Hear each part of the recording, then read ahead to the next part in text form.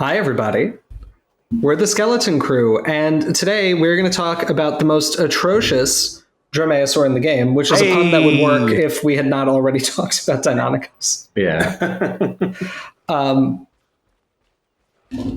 I had some quip or something lined up, but before I introduce who I am, we've got a plug for you. Yeah. Because we have a special limited time offer. We have leftover pins from when we went to Midwest Gaming Classic, and we are now proud to say that the leftover pins are going to be available for sale on our Etsy store, which we'll link in the description. And maybe even in one of those pop-up windows that the YouTube allows us to use.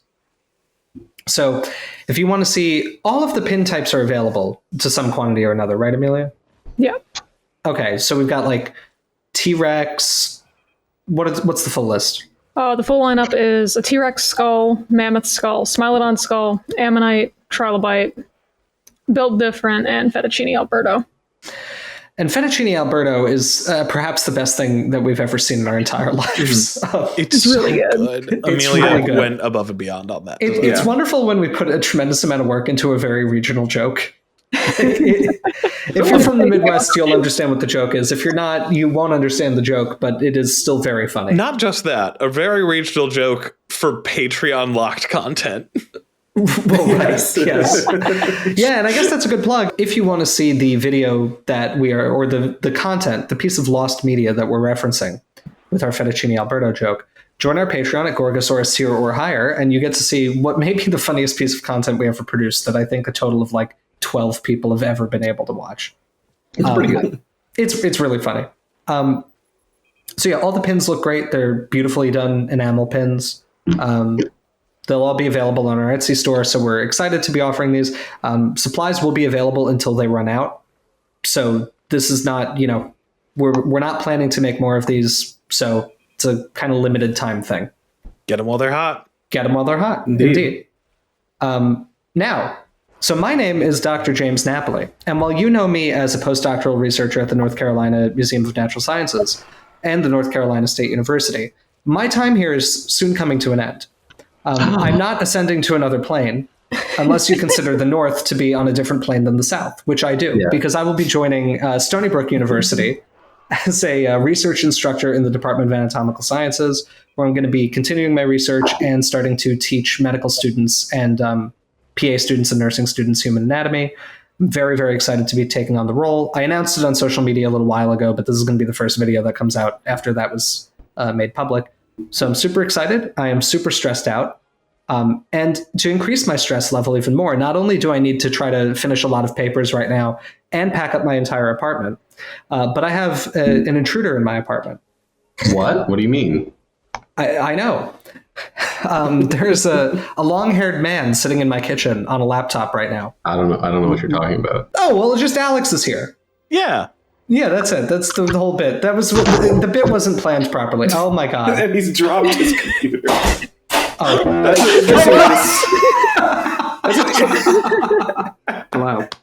Hello. Alex, how did you? He can't hear me. He can't hear you. No. How did he manage to set his laptop down the most violent possible way? It really looked like he threw it on the floor. Is this I knocked my camera over. I had a nice webcam. Yeah, so Alex is here visiting for a few days. He timed his visit precisely right before I really need to get my ass in gear for moving, so that's fun. Anyway, my name is Amelia Zietlow. I'm still a PhD candidate at the American Museum of Natural History. My name is Scott Johnston. I am also still the vertebrate paleontology, fossil preparator, and technician at Harvard University's Museum of Comparative Zoology. I'm Alex Rubenstahl, a squatter in the James Napoli apartment of North Carolina, and also a PhD candidate at Yale University. That's always how I call it, too. Welcome to the James Napoli apartment of North Carolina. I remain Dalton Meyer, a PhD candidate at Yale University. You may also refer to me as King of Mountain. Cut that. And together, we're the skeleton. We're the skeleton crew. Good start. This is also a soft drink. You know who else is king of mountain? No, it's not. No, it's not. King of mountain. More like king. King of Horseshoe Canyon. Yeah. It's not even that. No, it's not, because there are many cooler dinosaurs from the Horseshoe Canyon Formation. There sure Hey, are. come on. Anyway, it's a Might be- Atrociraptor. They are in here, yes. All right, But cool. let's look at- Someone's let's- favorite though, so let's be nice. Yeah, so anyway, Dalton, let's let this guy loose into Sure. the Horseshoe Canyon Formation. He only gets half a door because he's a short king. Wait, It is Short King Spring, so when they come out, are their Thank wrists God. like correct? I don't think so. I think it's just that their kind of arms bow out more. Okay. So, because we talked about this before we started recording, but in the movie, sometimes their wrists are correct and sometimes they aren't. And I think from watching through the scene while we've been doing our bit, they're more right than they aren't. It seems That's what like I it's seem like to in the remember. background. There's a couple ones that are kind of bad, but especially in like the motorcycle chase and stuff, when they have their arms tucked in, they're pretty good. yeah. But I would assume that in this instance, this is a case of them having to put that design on the skeleton of their dromaeosaur rig, which is doing this. So I've also noticed now that in the movie they have little feathers on the forearm. yeah, they've got little like pokey guys. They do. Really? Yeah, they're tiny. I've never noticed them before. Not that I pay particularly close attention to this film. You know, the thing that I always remember from the movie design is that they have goatees. Yeah. I'm sorry, what? Like they have hairs on their chinny chin chin. It's in a couple scenes. It's a little bit more obvious than some others, especially when they're kind of like backlit and stuff. But they have like a row of spiky scales on the bottom of their chin. Okay, yeah. Do they have it on the game one, Dalton? No, I'm trying to find like the ones that are movie colors. That's a in movie particular. color that you This were is a on. movie color one and doesn't have it, but I think I want to find the white one. I'm almost. Do they? Let me find the white one because I think that, Okay. if I'm remembering correctly, that one kind of shows it the best. I guess I could just make one. We'll play hide and seek. It's the white whale. It's The white riveting, Atrociraptor. riveting footage. Here, I'll do it. I'll work harder. Or Oh, wow! it's that See, I one. did it. I'm so good at this. Enhance. Yeah. Well, they've got Yeah. like their little, like jaggedy guys right there. Yeah. But I don't think they gave them the forearm kind of. I don't even know if they're really feathers in the model or if they're just kind of like ridged scales, but it gives the impression of a little bit there. Mm-hmm. Oh god! In the movie, do their teeth go under their orbit, or is that just a side effect of this rig? Ooh, let me see. It's a squamate. It's a coelophysoid. Oh yeah. How hard would it be to find just? This is the one time I really want a photo in lateral view. Where are the photos comparing the skulls in left lateral? Yes, viewer, if you're new to the channel, what you might not know, in non-ceratosaur and non-coelophysoid theropods, what we call tetanurans, the tooth row does not go under the orbit. It stops in front of the eye. And this is the case in every dromaeosaur, and it's one of the things that bothers me the most about the Jurassic World dromaeosaur designs, that the tooth row goes back under the eye. It does not do this in the original Jurassic Park dromaeosaur designs, which are better. Yes. It looks They like appear to go behind the eye. I think they do. Yeah. It's there are 3 bones. Someone had to look at the maxilla. I have a feeling the character designers for Jurassic World Dominion did not really look at a lot of bones. Just a shame. But there's not that many bones to look at in their design. That's true. In fact, There are only 3 of. Well, there are actually 4. We have the right and the left premaxilla. Whoa. Hot dog. This is the first time the skeleton crew is going to do a complete osteology of one of the animals that we're going over. There are 2 maxilla. I'm sorry, there's 2 premaxilla, a maxilla and a dentary. That's it. So as Alex is getting at, this is one of the most poorly known dromaeosaurids basically at all. I mean, like, Pyroraptor's worse because Pyroraptor's basically just foot bones. I feel like at least Pyroraptor is like there's a distribution of remains. It's also bad, but yeah. I'm trying to think if am I forgetting something stupid? Some of the South American Unenlogines are pretty scrappy. Yeah, but I think there's still more material for those. Ricardo Aesthesia? Ricardo Aesthesia. Yeah, thank you. Yes, well, yeah, I guess that one takes the cake for just being teeth. What's amazing is the teeth of Ricardo Aesthesia or Ricardo Aesthesia. I don't know if it's supposed to be Ricardo or Richardo, but it's spelled Richardo. So yeah, well, I mean, his name is he wasn't Ricardo Estes. It was Richard Estes, but like they put that O in there.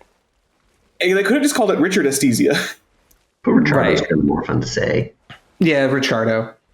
So those teeth are pretty distinctive, and I find it absolutely amazing that we've never found the rest of it. Like the rest of it, and they're common. Like Ricardo Aesthesia teeth are a pretty common occurrence. It's weird. They're definitely dromaeosaurid. I've seen arguments that they may be like microraptorine, but I don't find those incredibly convincing. I mean, with just teeth, it's hard to say. Yeah, it could be a lot. So I guess that takes the cake for the most poorly understood dromaeosaur. I think Pyroraptor is definitely like it's up there worse, just because it's like down there. Cranial remains are more diagnostic. And then there's there's Hulsanpes, which is a very fragmentary Halschoraptorine. It's basically a foot. It's called what? Hulsanpes. Okay. Pest. It's the Hulsan, the locality, and Pest is the foot. Okay. He's a little guy. It's a little guy. And all of these exciting dromaeosaurs that we've described, Pyroraptor, Atrociraptor, Hulsanpes, will all probably 100% be playable in that game all of you like for some reason. Which one is that, Alex? I'm trying to remember what it's called. Path of Titans.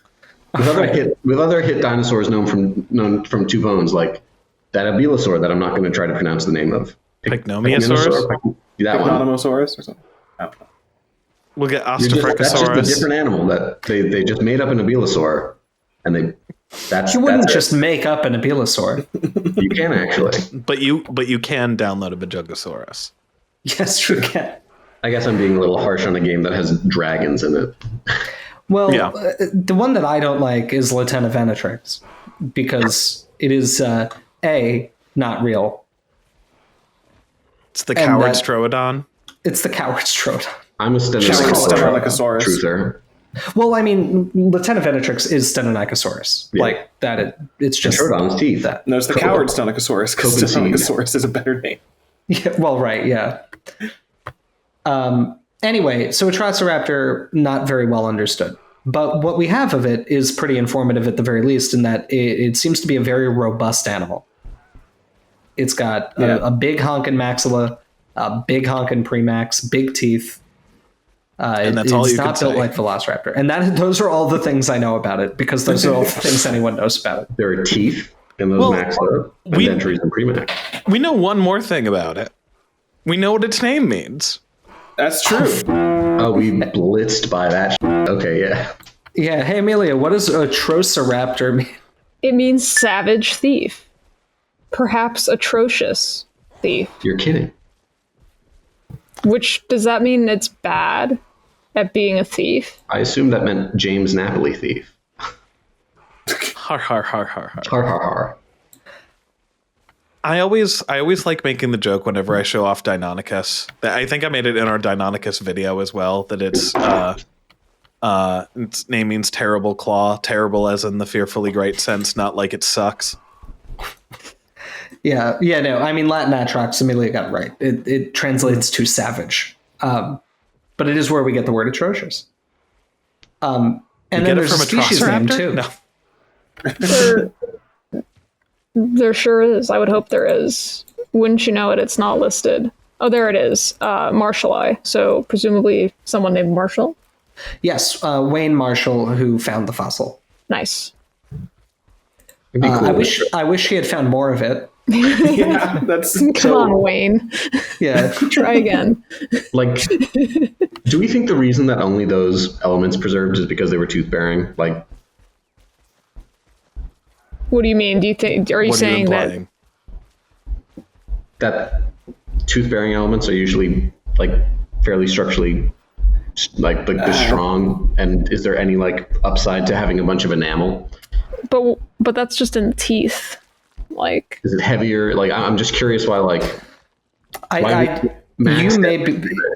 You may be onto something. I mean, just anecdotally, and it might be different in terrestrial versus marine depositional settings, but like anecdotally for theropods, there are a lot more isolated maxillae than I find isolated anything else. Maxillae and dentaries, I should say.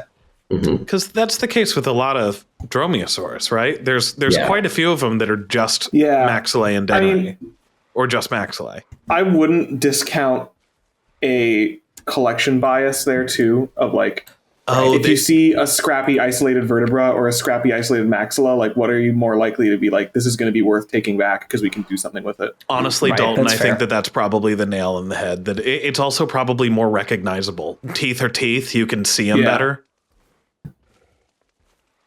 That's true. I mean, I wouldn't completely discount the idea that maybe the fact that these elements hold the teeth and the teeth are so sturdy that it might help. I don't think that's unreasonable to think. No, but I do think that I do think that there is absolutely something to it. It just so happens to be one of the most recognizable parts of the animal as well. Yeah, I don't and know. I want to clarify too that like it being a collection bias, I'm not trying to throw shade at collectors, and in any sense of like that of like if you're going to make a choice between collecting something scrappy, it is a better idea to take something that's more identifiable. And like I've seen some boxes of stuff that's like, yeah, you probably could have left that behind. I was going to say, Dalton, we know people collect everything. Yes. Drawers of stegosaur chunks. Yeah.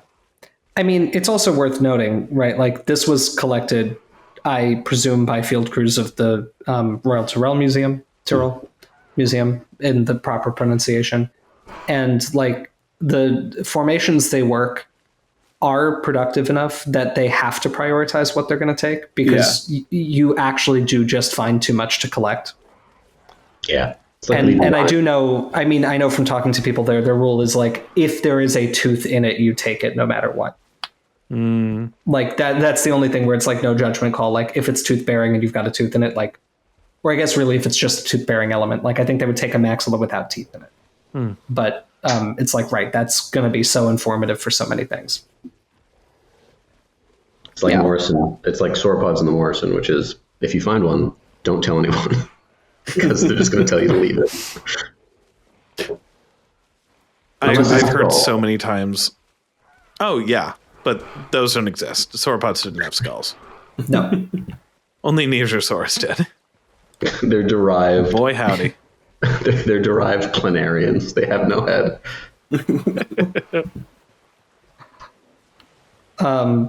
Yeah.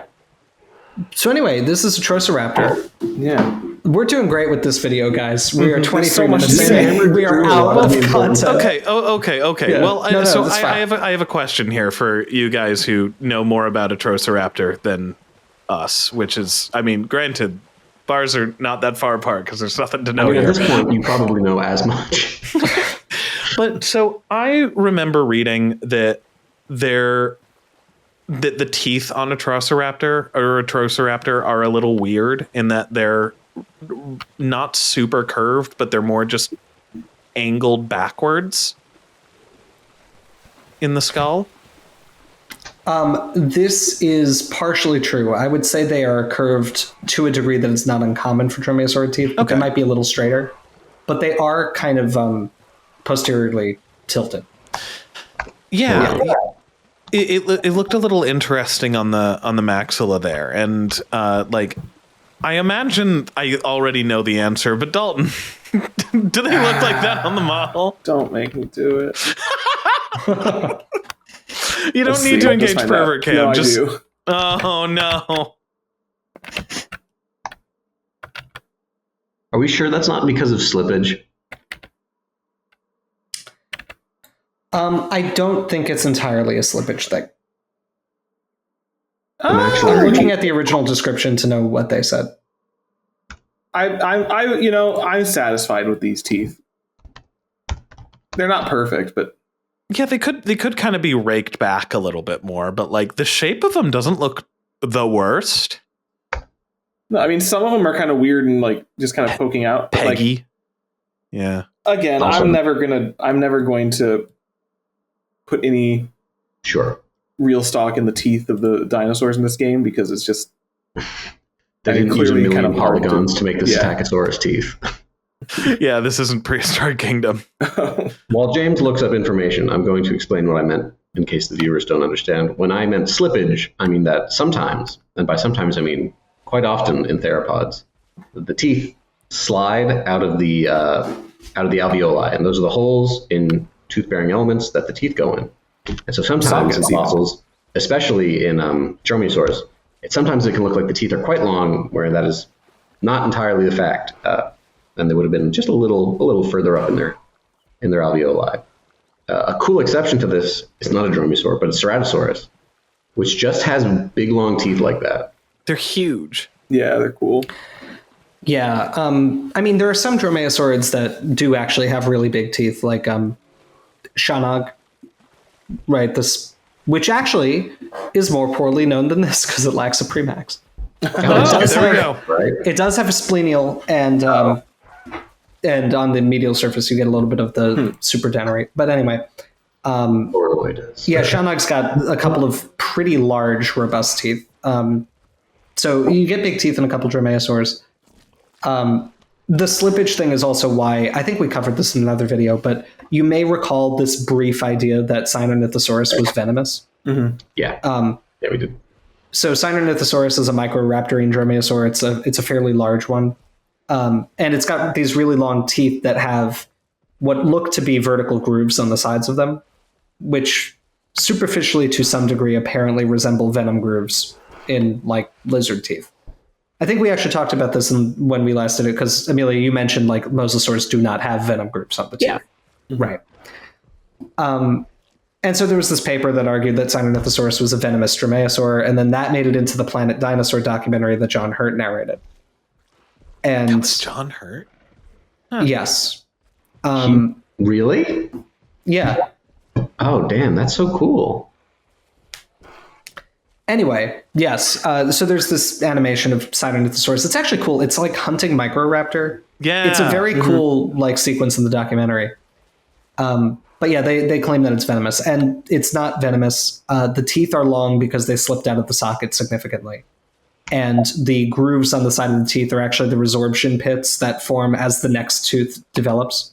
Because like the tooth will literally remodel and kind of resorb in response to the stress put on it by the development of the next tooth.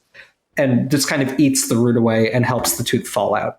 Right? Like eventually you can kind of wear it down to nothing and the tooth will pop out and then the replacement tooth will come in. So yeah, it's just misinterpretation of some of those results, which was, that's been published. Like there was a published correction to it, thankfully. It's a cute little social animation where they like, Yeah, I like that. go under their tail. I like that. Yeah. I hate them. Now, They're Scott, pretty gross and weird. Yes? you accidentally unlocked Phylogenum though. Oh, You I did. did. Oh, no. Oh no, I'm falling down the Phylogenum. Well, and let me just say why. This is not the only dromaeosaur with backwards pointing maxillary teeth that are strongly kind of reoriented. What? That's Are you what talking I about was Ceratosaurus? saying. No. No, I'm not. I'm talking about Bambi Raptor. Oh, I'm so maybe depending on who you're asking, you're talking about. True. Maybe. I'm not. He's not. I'm not. I thought Sornitholestes had posterior, strongly recurved maxillary teeth. I don't think it's as strong, Okay. but I can investigate further. It looks like Sornitholestes' teeth themselves are more curved, Not like angled. but they don't seem to be as strongly angled. I only say that so like the angle and like they're undescribed crocodilomorph is all I'll say that looked like it had posteriorly angled teeth, and it was like definitely just the alveoli degraded and the teeth kind of slipped back, which is why I'm a little stuck on this. Yeah, I mean, I do think it's been interpreted as natural in a couple of these animals. Well, they have it out of the block, right? Like, so I guess they could see. Well, no, but it's been CT scanned. Okay. Well, all right, never mind. I retract. By our friend Mark. Well, I don't know if Mark Powers did the CT scan, but he studied it. I thought you were going in the direction of, I don't know if he's our friend. I was like, jeez. No, I know he's my friend. Oh my God. No, it was just the way that you phrased it. It was like, by our friend Mark Powers. Well, I don't know if, and I was like, what happened? Anyways, well, Jimbo hacks the hologram. I'm going to introduce Phylogenum. Oh my goodness. We're not talking about a insert honk here ornithopod anymore. I'm so glad. I'm so glad. God damn it, I hate them so much. I had softened on ornithopods, and then I had to do 8 videos in a row about them, and my infantile dislike of them returned. Anyway, we're back in theropod land. The only dinosaurs to win. All of the other ones, losers. Sauropods, losers. Ornithischians, losers. Can't handle a big rock. Nerds. Idiots. Stupid. Theropods can. Anyway. Try being better at being alive. Yeah. If they were so great, why are they all dead? Theropods. Winners. Anyway, yes.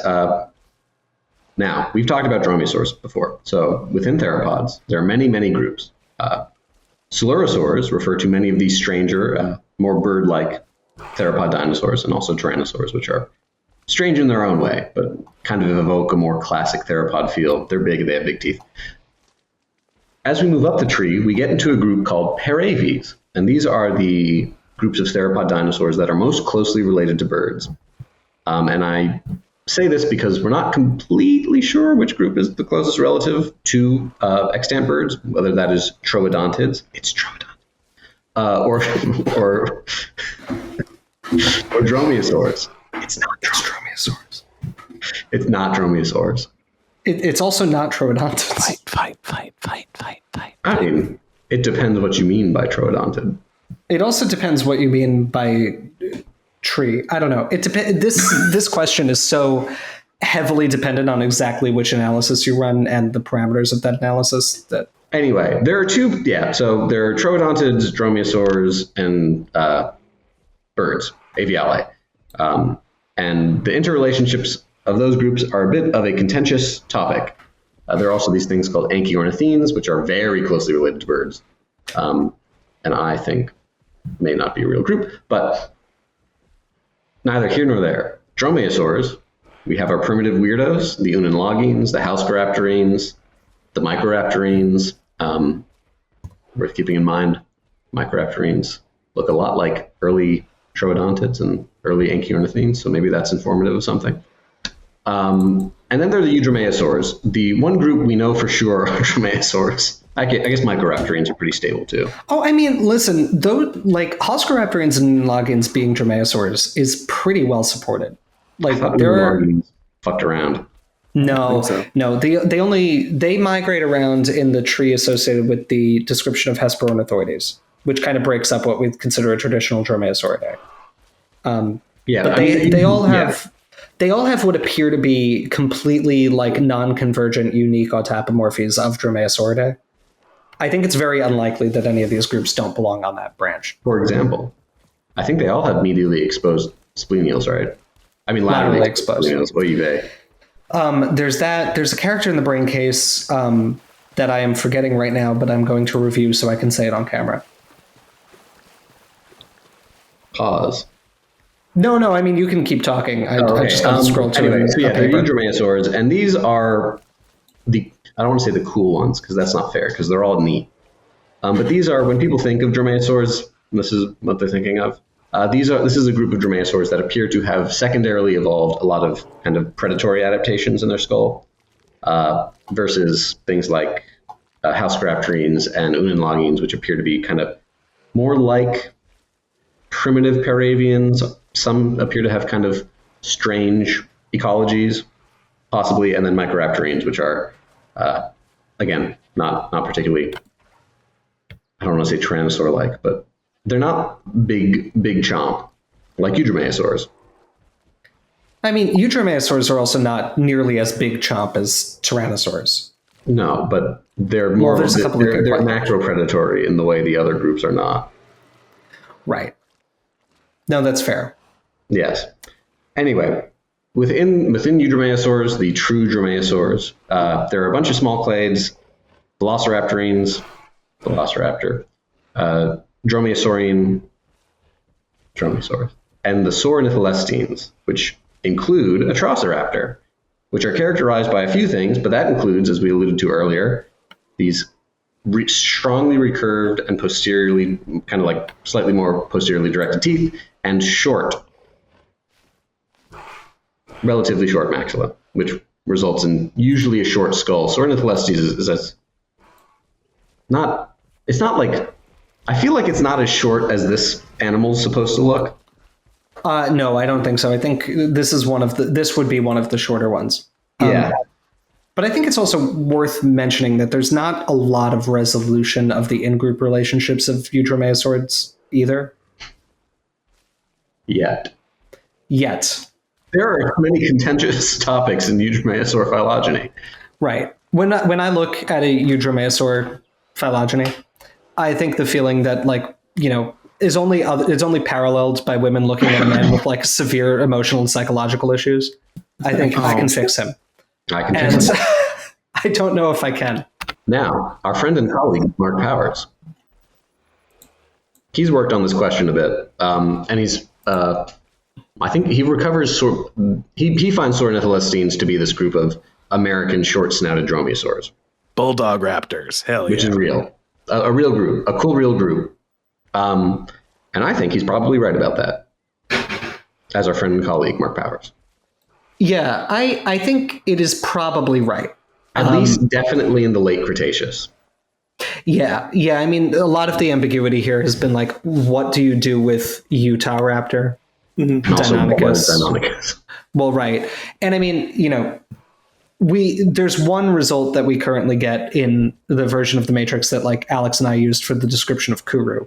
Yeah. That seems a little unlikely, and that's that we get Deinonychus as being closer to Velociraptor and its friends than Velociraptor is to like Sagon and Linhairaptor, which look a lot same. like Velociraptor. Right. Mm-hmm. I mean, I have heard arguments that they are all just Velociraptor, mostly from like Greg Paul. Correct. Well, yes, they are distinct in many ways, actually, but. And so a position of Deinonychus that high in the tree is a little unlikely to me. Yeah. Deinonychus as a early diverging Velociraptorine, though, I think is completely feasible. It is from the like Aptian, right? Yeah, it's like Alpian Aptian. It's like 30 million years older. Right. Well, which like that's plenty of time to get from North America to Mongolia. And Velociraptorines, for context, are exclusively Asian. Right. Still, yes. And interestingly enough, apparently also convergently evolve short snouts. We see this in the recently described cranial material of Shri, which is pretty cool. It shows, you know, you can do it too, Velociraptorines. Good job. Yeah. Well, and I want to circle back to Shri because it's kind of an interesting point, but I want to just highlight this kind of taxonomic instability is actually what I look at as a very exciting point for research, because while it may be frustrating if you're somebody who's trying to infer things about these animals based on the phylogeny, and of course it is frustrating in that case. Well, yeah, that is an unwise exercise. Don't infer nothing. It's really exciting as a researcher to get to try to like figure out what's going on. And as of right now, what I would feel comfortable saying is that Dromaeosaurs are a real clade. Oh, yeah, definitely. And within them, I think Velociraptorines definitely are too. Like there's really very solid evidence that we've got this diverse Asian radiation of Velociraptor, Sagon, Linhairaptor, Atosaurus, Kuru. Yeah. Analyses also differ about the placement of Ballor. Our analyses continued to get Ballor as a velociraptor and dromaeosaur. There's another group of researchers who interpret it as an early bird. I have never seen that material firsthand, and so I don't really have a dog in that fight. But we certainly get it as a velociraptor in our analyses. It's really interesting. I think the monophyly of Sornitholestines seems likely, but there's not a lot of great character evidence for it yet. It would be satisfying because it is like regionally and temporally fairly well constrained, like an actual like what I would expect a radiation to look like the velociraptorines. That is dependent a lot on whether Deinonychus is involved, which I don't know if that clarifies anything. Like it's conciliant in that it's like also from North America, but it's a lot older. Right. Mm-hmm. Well, and it looks like them in some ways, and it doesn't look like them in a lot of other ways. No, it's very it's a pretty distinct animal. We see our Deinonychus video where I think we actually just mostly complain about how much we hate how it looks and joked about Henry Kissinger being dead. Yeah, right. That's true. The most based video we've released. Now, what's interesting also is that Mark Powers gets in his analyses a couple of different trees depending on analytical approach. So in parsimony, he gets Deinonychus as the basalmost Sornitholestine. But what's interesting is he also gets, and we haven't talked about this North American dromaeosaur yet, Dromaeosaurus, the name bearer of the clade, which is known from a single, very fragmentary specimen, and we've never found another one. That skull's not that bad. Well, no, I mean, it's about half of a skull, but it's not in a great state of preparation, right? It's like they pressed it against like an angle grinder for a little while and they just carved down the entire skull roof. A little off the top. That's how they did Pret back in those days. It was just grinded on the grinder. No, that's how it died. It like someone did the Mortal Kombat finishing move and put like a wedge here and then hit it with a hammer and their entire head split backwards. James, you say that, but like this will tie into one of our Q&A questions that we have later. Yeah. But what's interesting is that when Mark Powers does a Bayesian analysis, he continues to get Utahraptor, Achillobator, and Dromaeosaurus as making their own group, which are the Dromaeosaurians, right? So you would have Velociraptorians, Dromaeosaurians, and Sornitholestines. But he gets Deinonychus with in like a basal polytomy not belonging to any of those three major clades in the Bayesian analysis. And so in that one, Sornitholestines are just Achiroraptor, Atrociraptor, Bambiraptor, and Sornitholestes. Yeah. Which do all resemble each other quite a lot, and I would not be surprised if they form a clade. No, I think that's legit. I think it's probably legit. It's an interesting question, though. No, it is. And I think what you mentioned earlier is probably something worth mentioning to our viewers, which is in a recent video, I think, we told you to read papers. Yes. That was recent. That was That's Tyrannosaurus, right? Mm-hmm. Yeah. Cool. We did that, and you should do that. But also remember, when you see a tree in a paper, or in real life, trees, you produce a lot of trees in an analysis, and you choose which ones to put in the paper based on what you think is, which is the best analysis. Why? Praise Golubov. You can cite Golubov and say why you think that. But there are different trees, and it's sometimes good and informative if you're interested. If you think you're interested in this stuff, to go look at the other trees. What do they say? What's different about how they were run? Are they parsimony? Are they Bayesian? This is a soft lead-in because maybe one day we'll do a video about this. I actually think we should do many videos about this because systematics is a fascinating field, and it's what we all kind of the four researchers in this group are kind of first and foremost systematists. Like this is something we think about a lot. Yeah, we could do we have the software. It's free. We could even do a run your own analysis video. Yeah, we could. Actually, that's a great idea. That might be tremendously boring, but wait for the tree to run. I wish there was a YouTube video that's like, this is how you do this. Like when I was learning. I do too. That's a good idea. We should do that. Yeah. Anyway, that's the end of Phylogenum. But yeah, well, no, it's not. I want to keep talking for a second. I am not done. I know. This is a huge shock.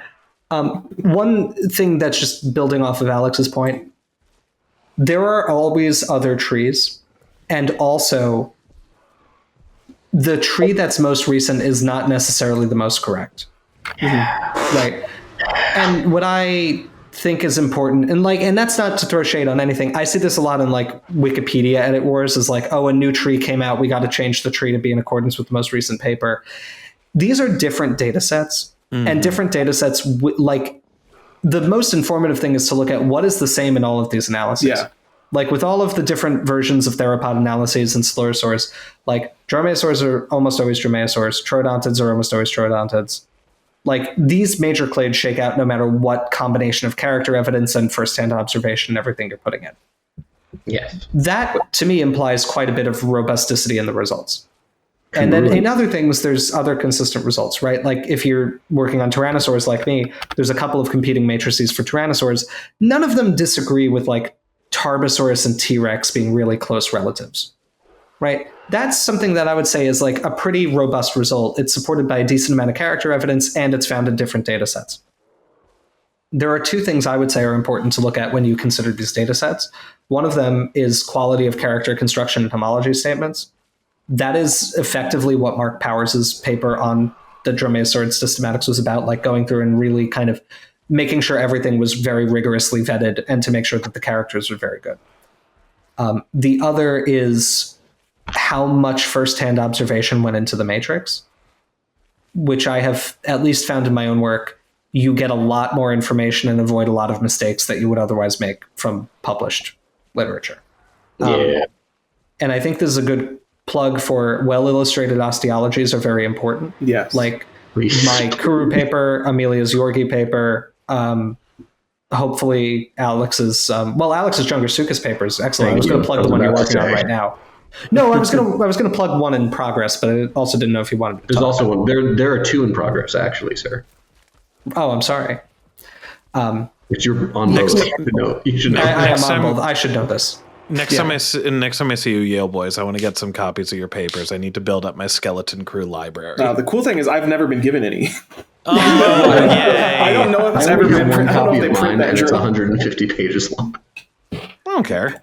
I get, every time I publish in American Museum Novitatis, I get 70 printed copies of all my papers. So I give them out like party favors. I'm like, hey, do you want one? You only got 70? I only got 70. How many did you get? Amelia, I find copies of your. We were cleaning out the lab. It's like, where'd this come from? Why are there so Where many? did it come from? Because I gave you guys each one, and then I might have given Jock one, but I don't think I did. No, I got 200 of them. Wait, did you pay for that, or was that all free? That was the maximum that you could get without paying, and I was like, yeah, whatever. And I sent 50 of them to Clint, so there are now 50 of them in North Dakota as well. They're spreading. I'm wondering if dropping them from planes over top of. Yeah, it's the aid we're sending. Valhalla. Well, you were in Bulletin of the AMNH, right? Not Novitatis. I wonder if it's different for Bulletin. It might be, but I would expect it to be less because it's longer. I would expect that too, but maybe it's something antiquated of like, you're going to want physical copies of this, so we'll print more for you. I don't know. Also, maybe I was getting the minimum number they'd make. I don't really remember. I've given some of these to ex-girlfriends, like as to commemorate the breakup.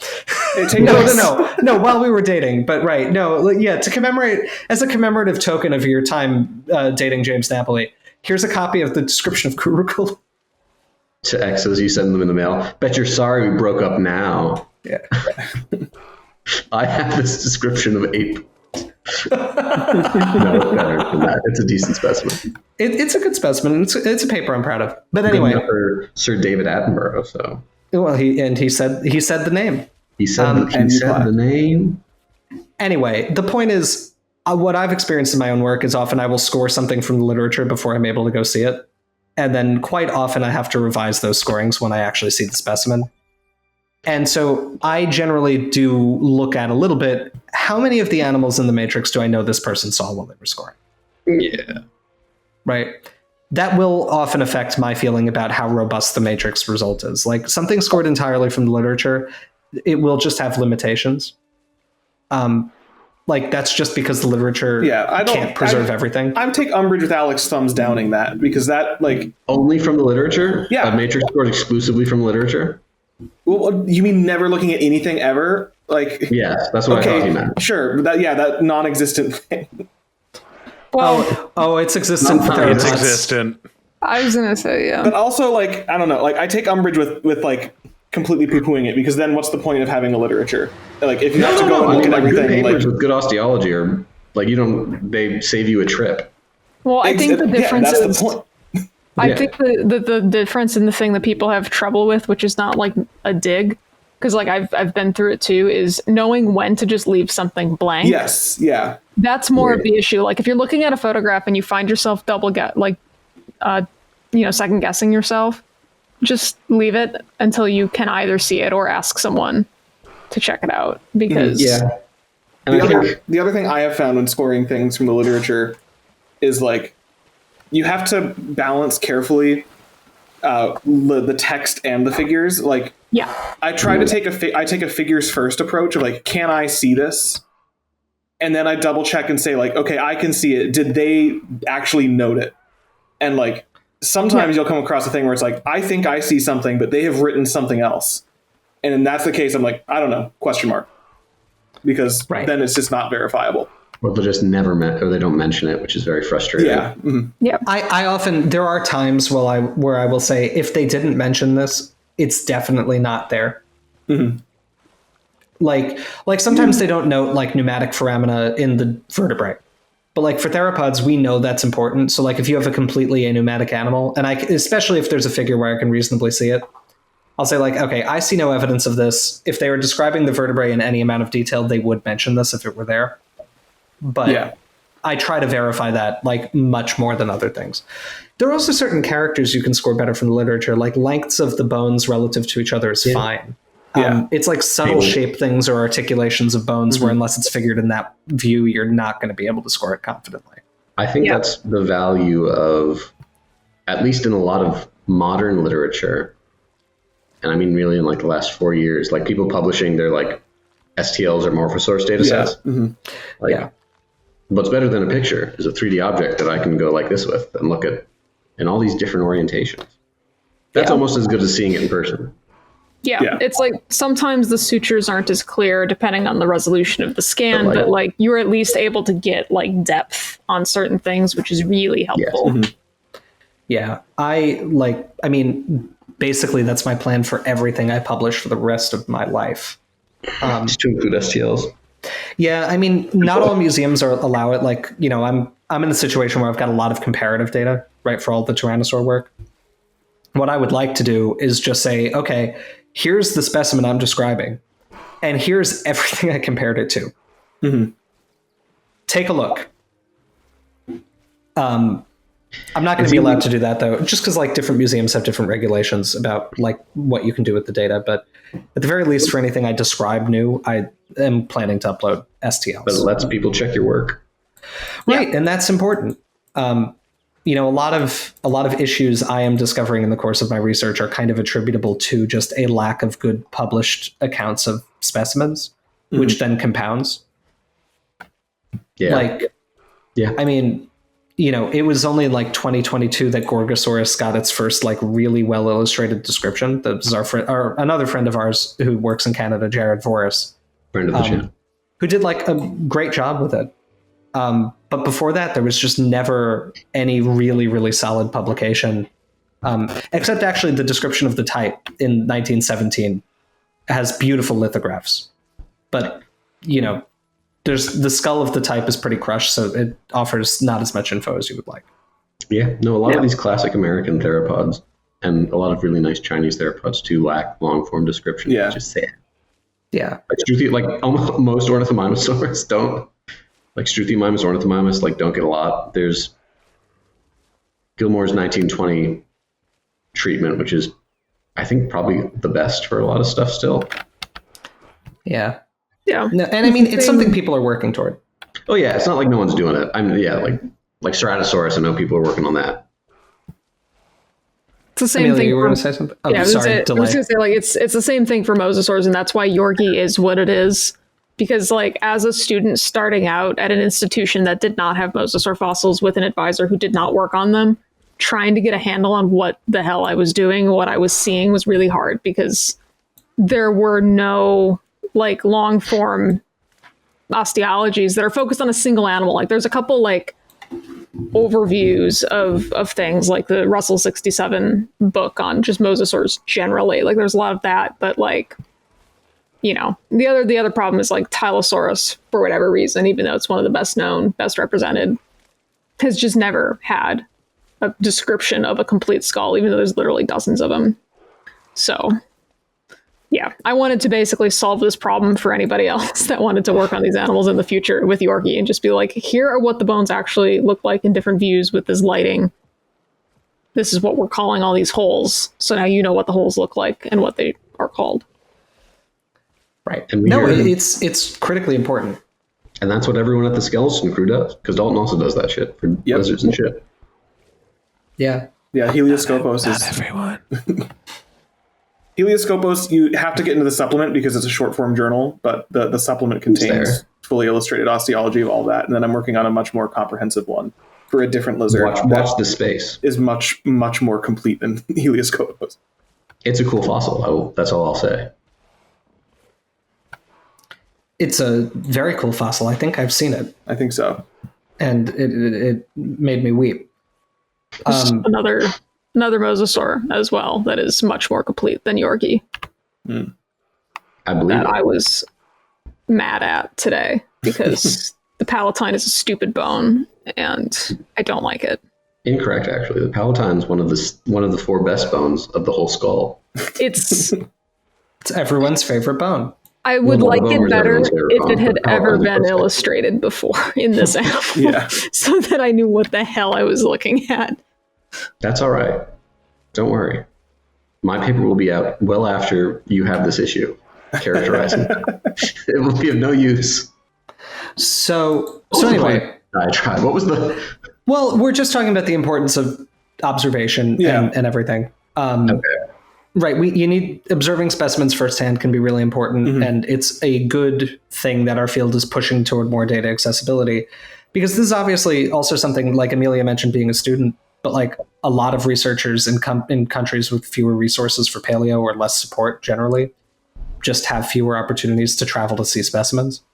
And, you know, making it that all you really need is an internet connection does a lot to reduce the barrier to doing good anatomical work. And like is maybe the single most important thing we can do as a field to make things more globally equitable. Yeah, no, digital. Speaking just from this trip, because this is the first time I've done like a collections visit without saying too much, but with a digital data set made from surface scanning. And I'm able to like blast through comparisons at a speed like that would just be, because I'd be looking at all the photos I would take of something, and you know the photos are good, but just like it's really hard with like some like subtle processes or like the development of things or just the orientation of a bone in space, but with a 3D object that you've made a scan of. It's just like, oh, it's like it's really there. In Blender. Oh, sorry, Amelia, you can go ahead. The other thing that scans help with is like somehow, no matter how long you've been in the field, you manage to not take a picture of the one angle that you need like 3 weeks later. You're like, oh, I wonder if I got a picture of that at the. No, I didn't. Okay. Which is not like because you don't know what you're doing. It's just you don't really know what you're going to need until you need it. And with photographs, it's much more. It's permanent. The photograph is static. You cannot move it, but with the scan, you can flip it and be like, yes, that's the angle. Okay. Right. What I've done for a lot of my comparisons for works in progress, I have like, you know, the scene in The Rise of Skywalker where there's just the row, like the just gigantic array of Imperial Star Destroyers. Yes. A cool. That's what I have, but for Tyrannosaur skulls. So I have them like all disassembled in different views so I can flip between views easily and have all of them next to each other. So, and I've seen, we got interviewed about the Dueling Dinosaurs project recently. And for part of the interview, Lindsay was like, Lindsay being Dr. Lindsay Zana, my postdoc supervisor, she was like, I got asked about something like, how many Tyrannosaur skulls do you have data for now? And I counted, it's well over 90, which is most of the good collection in North America. There are a couple of collections I haven't made it to yet, but they're for more ancillary specimens. Yeah. Is it scans for 90? It scans for 90. Nice. Hot dog. Alex has And seen most me, of those are like every bone has its own scan. So there's hundreds and hundreds of scan files. Yeah. Alex has seen me with my ankles and The wrists. hand wall. With the hand wall and the leg wall that I made, and then in images like of as many as I can fit on both of my monitors, just like thrown around. No, I was before I left, like the morning I left in the shower, I was thinking about your hand and leg wall, and I was thinking, I gotta get a second monitor because how am I gonna do a pallet wall with just my laptop? No, I gotta get like I've found like You're not. two monitors is also indispensable for comparative work. Alex thinking about Dalton's hands in the shower. This is a very tender I moment. often do. I often feel constrained by only having two monitors. Yeah, I sometimes hold on, have you know what three or James said four. to me about his maxilla wall. He said he wanted to animate them all coming in like ships coming out of hyperspace. I do. Oh pretty yeah. cool. Like, you said this the other day, like exactly like in Helldivers when you jump to a new planet and they just and they're just there. Yeah, but like all staggered from each other, so they're kind of Oh yeah. yeah, whoop, whoop, whoop, whoop, like that. I appreciate that James changes what he's referencing to depending on the nerd fixation of the persons he's talking to. Yeah, you got to code switch. The Helldivers for Scott, the Star Wars for Alex. Nerd code switching. Hell yeah. Anyway, should we code switch back to something about Atrociraptor? I think we've. Yeah. What else is there to say? Well, there is. Oh, wait, there was one thread we dropped Oh, about dromaeosaurs being a group. Like, there's been some chatter about like Unanlagines potentially not being in the clade. There is very strong character support for dromaeosaurs being a clade as traditionally conceived. And there are two things I want to raise. do it. One, Raise 'em. The paroccipital process of the brain case in dromaeosaurids twists so the paroccipital process is this strut of bone that extends sideways from the foramen magnum, which is the hole at the back of the skull that the spinal cord exits through. They're like The paroccipital processes, they kind of come out sideways like these, they're kind of like plates or struts. And they anchor a lot of neck muscles. They articulate the brain case to the bones of the suspensorium, so the bones that articulate the jaw to the skull. The distal end, so the lateralmost end of each one, twists in dromaeosaurids. So it's like you've taken the whole thing and literally just twisted it from the axis of the rest of it. That is only seen in one other Coelurosaur taxon, which is Ornitholestes. Interesting. So that's found throughout dromaeosaurids. So it's almost non-homoplastic. The other thing, and this is actually very kind of fitting maybe, is the distal end of the second metatarsal is ginglymoid, which means that it's got a groove. So instead of having, I know it's a funny word.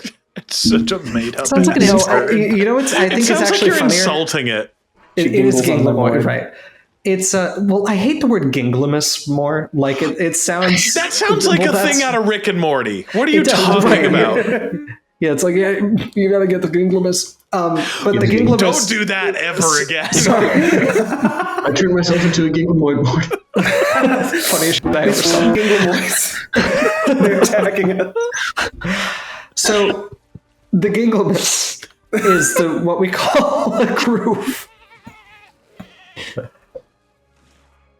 I like the kill animation, by the way. The kill animation on Atrociraptor is pretty damn good. It is like it gives BULLDOG, which is does. appropriate. So in most of the metatarsals, you have, in most theropod metatarsals, and most metatarsals in general, you've got like a kind of just smooth convex end that the next bone articulates with.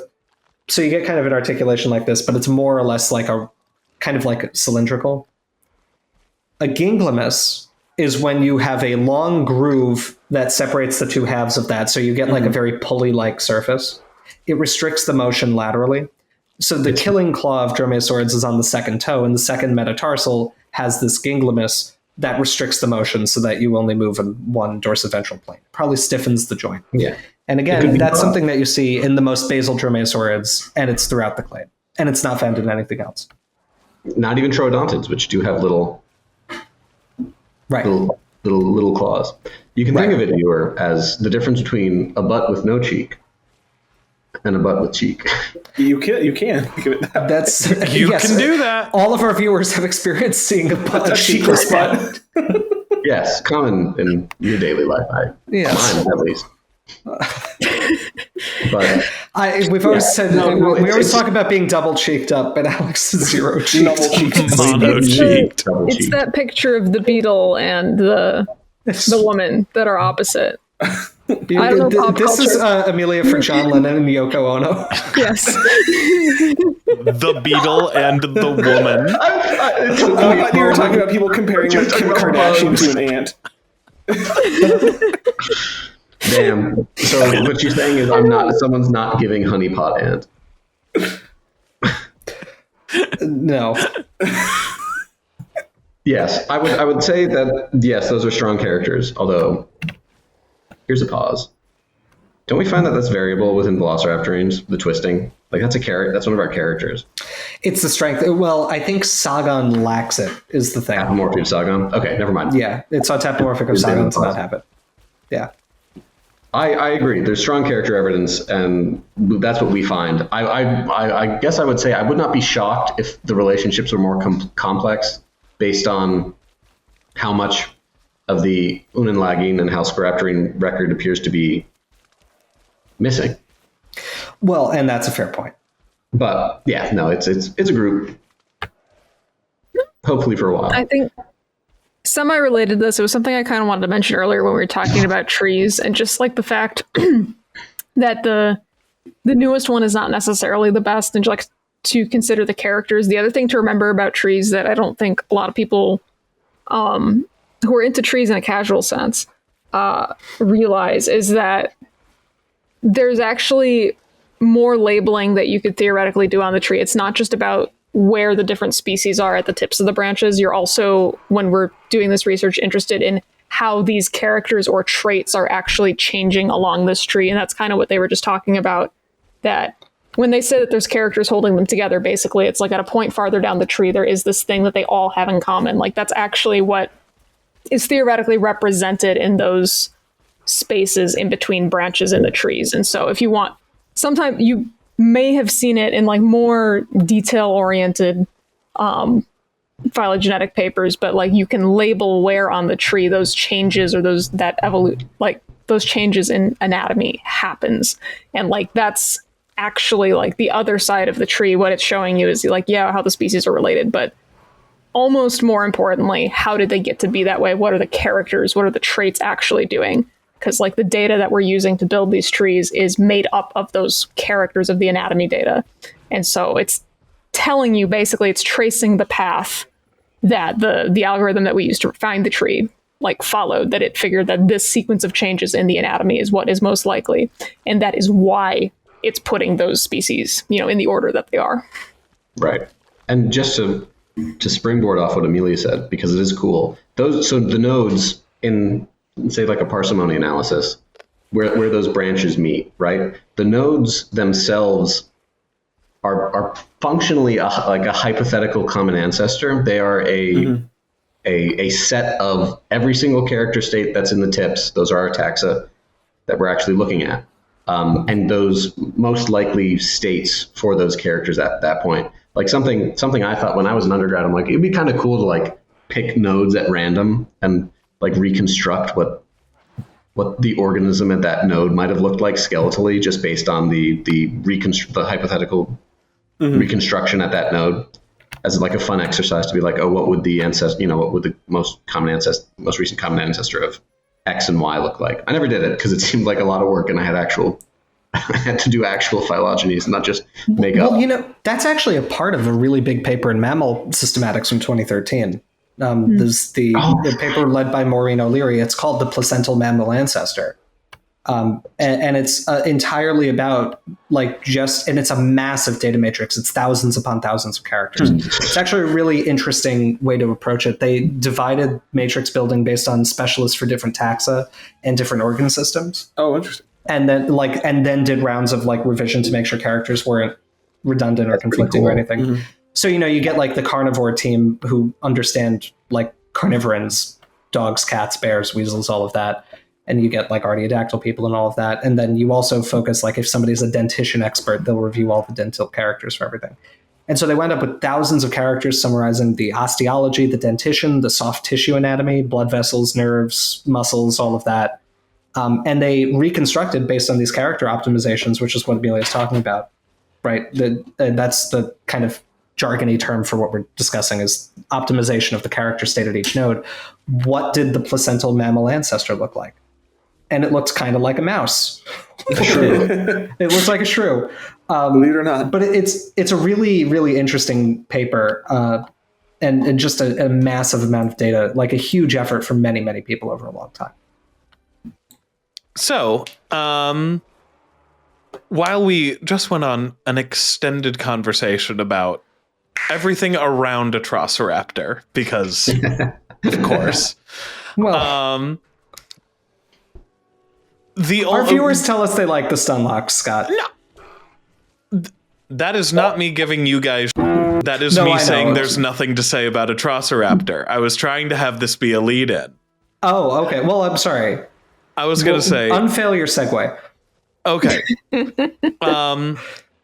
We can talk a little bit about its depiction in the movie, and namely, one of the most notable things that it does in the movie is it runs really fast a lot, and it also has been doing that sporadically at weird moments during the gameplay, where it just decides to get the zoomies, throw its hands out in front of it, and run at Mach 12 around the paddock.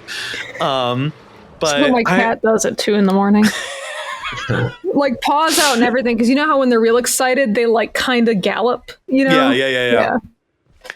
So back in one of our first videos, talking about the Malta DLC, when this critter was first added to the game, statistically, if you're watching this video, that's the one you found us from.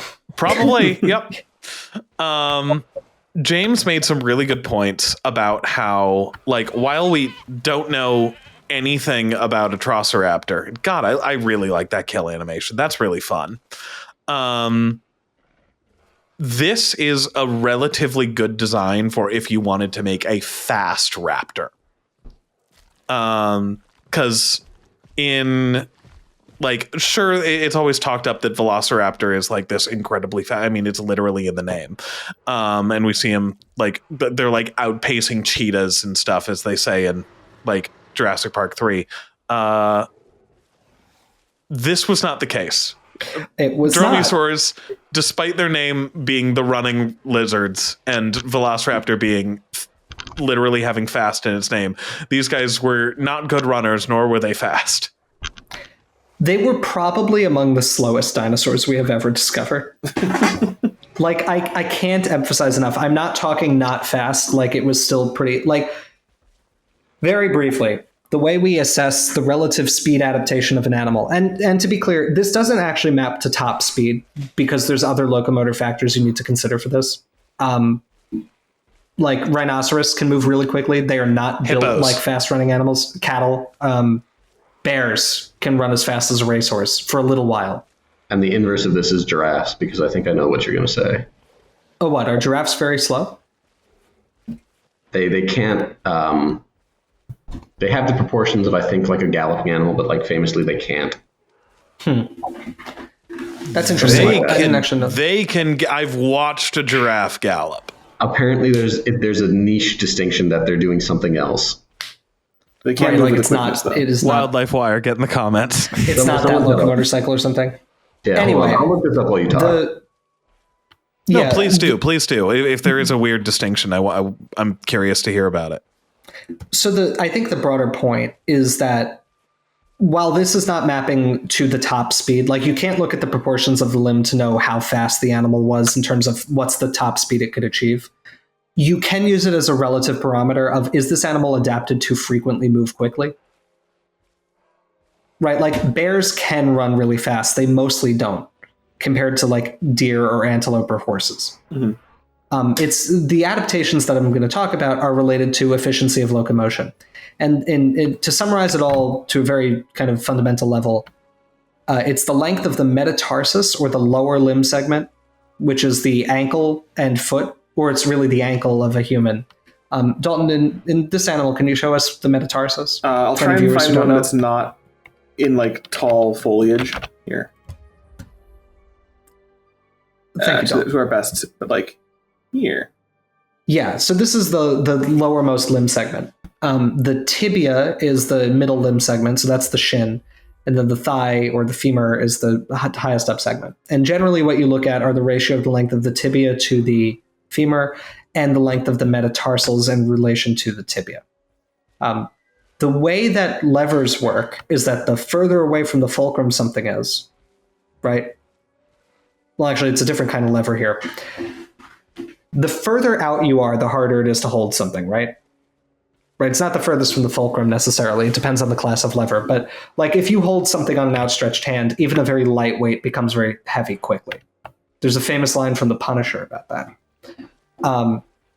Or an example I like to give is if you hold a hammer by the handle or the head, the hammer has not changed its weight, but it's easier to hold by holding it by the head. Right. There are a lot of, like, this is just something that affects you. The lower limb segments are the ones that have the least amount of muscle. And so they're mostly just bone and connective tissue. And so if you want to lengthen your limb so that when you take a step, you move further, you lengthen those segments of the limb preferentially. And if you think about what fast running animals tend to look like, think about a cheetah or a horse, you've got a very small proximal limb segment and very long intermediate and most distal limb segments. Dromaeosaurs have the shortest metatarsals relative to body size of like almost any theropod I've ever seen. They are just dinky. There's almost no metatarsal there. No metatarsal? Well, to be clear to our viewers, there is some metatarsal, but yes, they're very, very small. And so this would imply that they are not well adapted for fast locomotion. Their limb proportions are like almost awkward. Like they've got really long femora and tibiae, and then just this tiny little metatarsus. I really think they would have been quite awkward walking around on the ground. I don't think they would have been particularly elegant animals. They wouldn't have been particularly swift, you could say. No, they would have robbed slowly. Yeah. I was unable to track down exactly what I was thinking about, but I've tracked down something sort of related, which is first, Scott is completely right. Giraffes definitely can gallop. Yeah, it's terrifying when they do it. It looks wrong.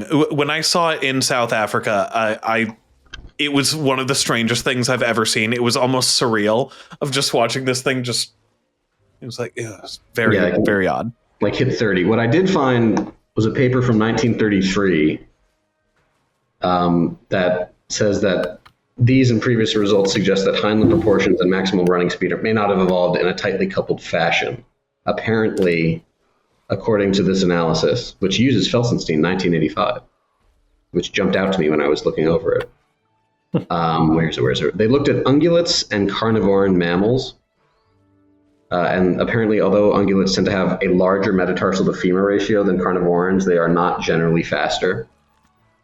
Relationships between speed and limb proportions within the two clades show no significant differences. What paper is this? Is this Janus and Garland? It's Garland and Janus, sir. Garland and Janus. Well, so this is fun. I used to work with Christine Janus. She was my undergrad mentor in college. 1993, yeah. Well, cool. This is long before I was working with her. It's before I was born. I was about to say, it's before I was born. I'm the oldest one here. Yeah, I was not part of that paper, to be very clear. But Christine Janus is a really, really, really talented and incredibly intelligent, mostly functional morphologist who's worked mostly on mammals. And she's done some really cool work on locomotion and diet and all of that. Well, I think we should do some really cool work on ranking this critter right now. Yes. Well, I think just to tie it back into the model, Scott, I'm sorry, because I realized we left the thread unconnected. Oh, this has much longer metatarsals than I've ever seen in a dromaeosaurid, but the design of the body with kind of like really large, long, powerfully muscled legs and the rest of the body being kind of dinky in proportion is what I would expect a cursorial dromaeosaurid to wind up looking like had one evolved.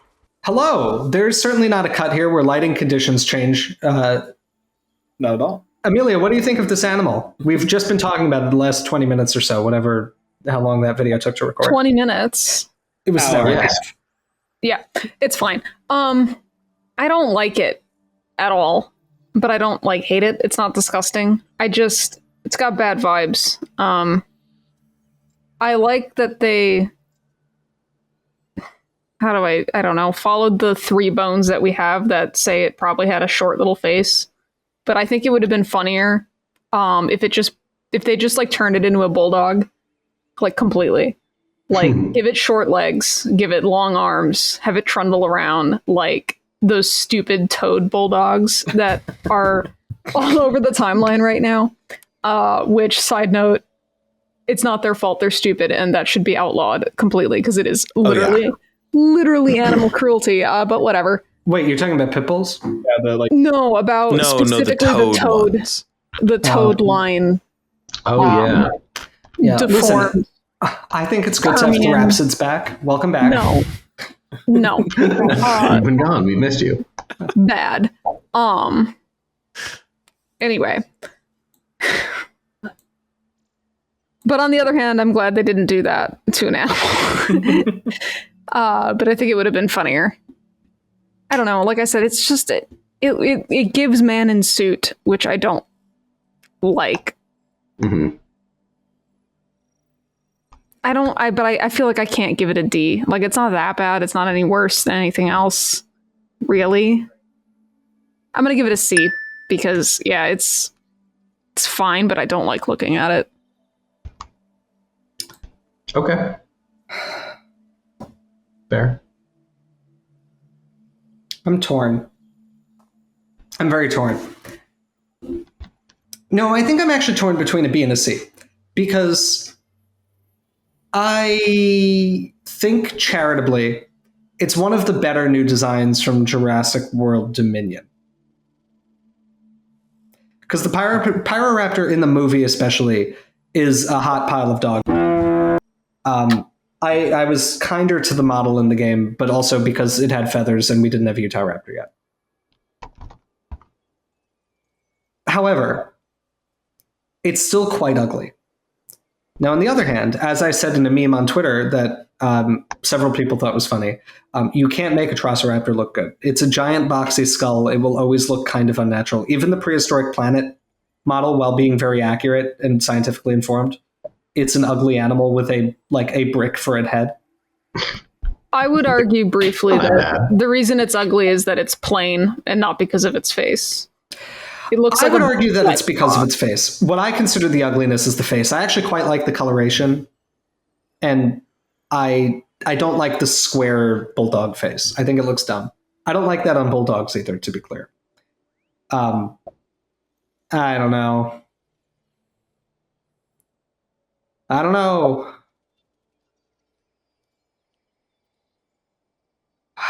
He doesn't know. He doesn't know, I folks. don't know. It's a high C. James, I'm just going to start this off by saying I do not know how you could look at this thing and say it's one of the better designs in Dominion when it gave us Quetzalcoatlus and the pretty damn good Therizinosaurus. The Therizinosaurus is a spoiler for our eventual episode on that. In my opinion, not pretty damn good. It's the Quetzalcoatlus is the better design than this. Every other design. No, I guess you're right. Pyroraptor is definitely better than this, and God, it's so fucking ugly. It is. Pyroraptor's got its head is so beyond up. At least this is just a square. Its head is up. This is just SpongeBob. something.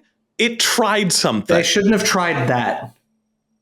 Well, they shouldn't have tried this. It's got man legs. It really is. Amelia, you hit the nail on the head. That this is giving such guy in a suit energy for an animal that I know had zero practical effects behind any of it. The ones that were actually guys in suits in Jurassic Park 1 looked more like real animals that a human couldn't be inside than this thing. Why are its arms in its neck? What's going on with this thing? Like, it's heinous. The designers of Jurassic World, like this franchise and the film realm, not in the game. I think the game devs have done a great job with a lot of the things they had control over. They're essentially like the Rob Liefeld of the dinosaur design world, in that them and Anatomy are not good bedfellows. Look at that big old chest it's got there. It's right. This is Captain America's chest coming out like 8 times wider than his head. Or, the inability to depict feet properly. Yeah. This is like they get a box of animal parts and they're like, well, it might go together like this. Who's to say? Oh, and hey, look, it has a reversed hallux, just like all the other dromaeosaurs. It's heinous. It's awful. It's, oh my God. Why is its entire torso like almost shorter than its head, which is already like this big? Well, I hate actually, this thing. a torso that is 40% or less the length of the skull is a snapomorphy of Tyrannosauridae. So, or actually, I think Tyrannosauridia. So maybe this is a Tyrannosaur. Welcome back to Tyrannosauridia. Yeah, it is known by its huge arms there. Whatever. I don't care. This thing's terrible. I don't like it. I don't like putting it in my parks. It looks like if you tried to draw one of the better designed, more memorable raptors from the previous movies from memory. It's bad and it's C tier. King. I also don't like this.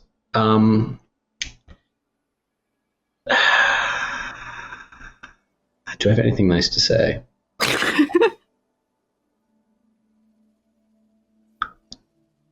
I wish it was in Dominion. I wish it looked better. I wish it had feathers. I wish it maybe looked more like the real animal. I wish it was smaller. What do you mean? Looked more like the real animal. Look more like the real animal. It's just like, oh, we brought back Atrociraptor, and it's the ripped off front face of it. It's just the rock that its bones are in, just floating around after people. Like I wish it were a small, flappy guy. I wish it were a little feathery boy. Because all the dromaeosaurs in this game are like man-sized, and I think it'd be neat to have a littler dude who's also like looks kind of like the Utah raptor.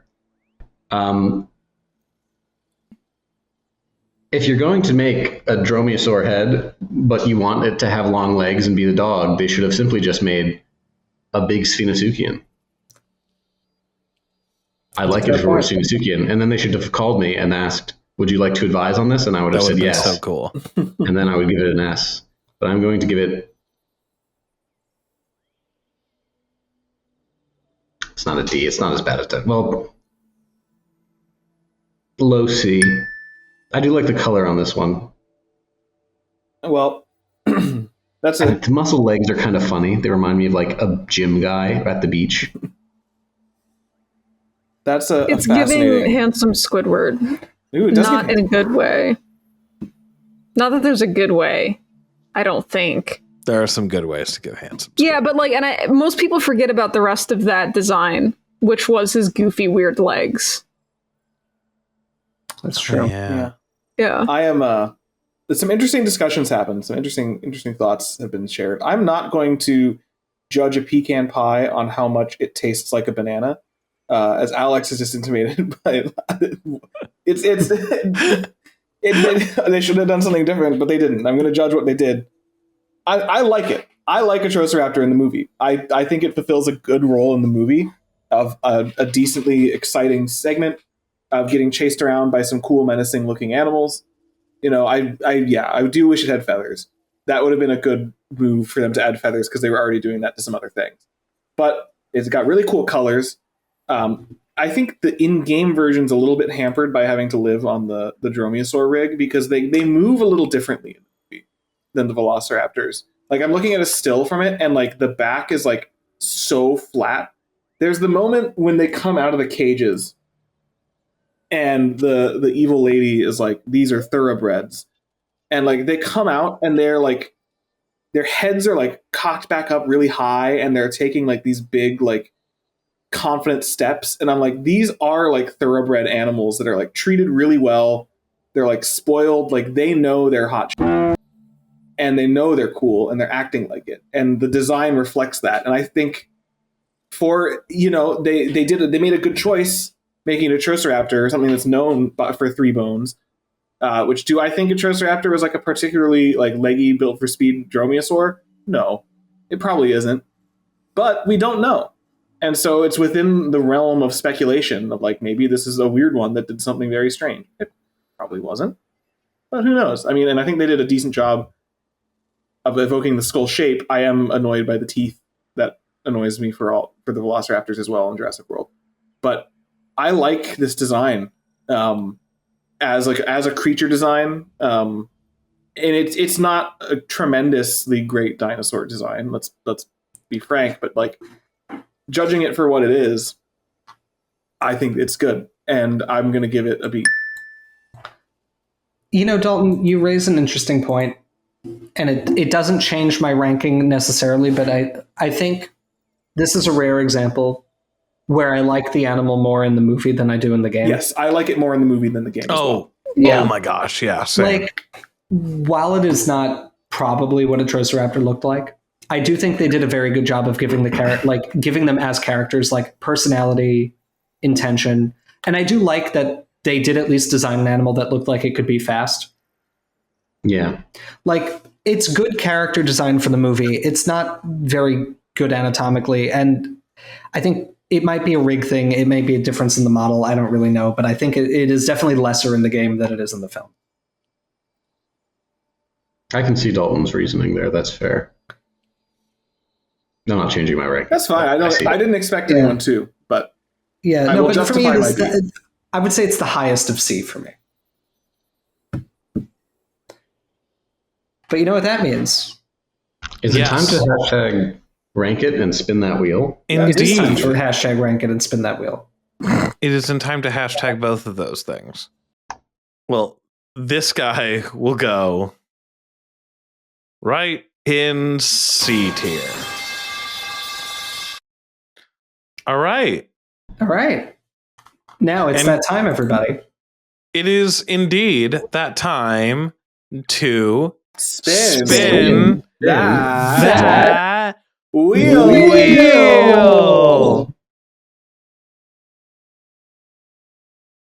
Round and round and round it What goes. are we going to get? Will land. Whoa. Oh my God. Well, it's not another It's ornithoscian. not even. Did you know that is not a dinosaur? Did you know that? It's the only thing worse than an ornithischian. Not a dinosaur. Oh, man. A child. No.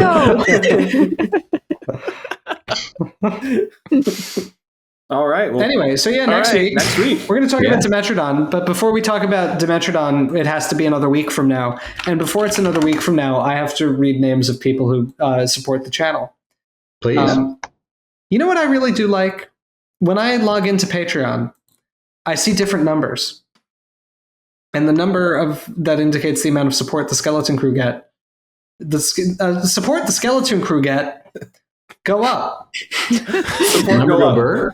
Number go burr. Business. Stocks. And it's really amazing to see that people like our stuff and want to support us. And if you like our stuff and want to support us, you should consider supporting us on Patreon. We have many wonderful things to show you. We have a movie channel where Alex tells you how to feel about movies. We have a professional opportunities channel where Amelia tells you what jobs exist. We have an advice channel where we tell you how to be a person, and in particular, a paleontologist, but maybe also a person. This is contradictory. These are not the same picture. But mostly we just have a fun time. We have a wonderful Copperlight posting channel that does not fail to make me laugh. That's so good. Ever. Baldy memes. And as of this recording, our extremely generous patrons include Benjamin Seepser, nickname, original username, Philip Fico, AK92, Christopher Bellis Jones, Aaron Anderson, Adamolos, Camphibia, Dan O'Kyrus, Dinodom, King Zashu, Max Ironpaw, Pythonic, Swamp Ape Science, Wanderer, and Wheat. So thank you all for your support. All of our patrons will have their names in the credits of this video, as they have their names in the credits of every video. My brain has unplugged from my medulla oblongata. I am being kept alive by vital functions only right now. The only functions that my body can still do are inhalation, exhalation, cardiac circulation, and the vomiting center. And stay tuned for our next video we're about to record, where I do all of those actions simultaneously. Isn't that something, folks? Good night, everybody. Bye-bye. Bye. Good Lord.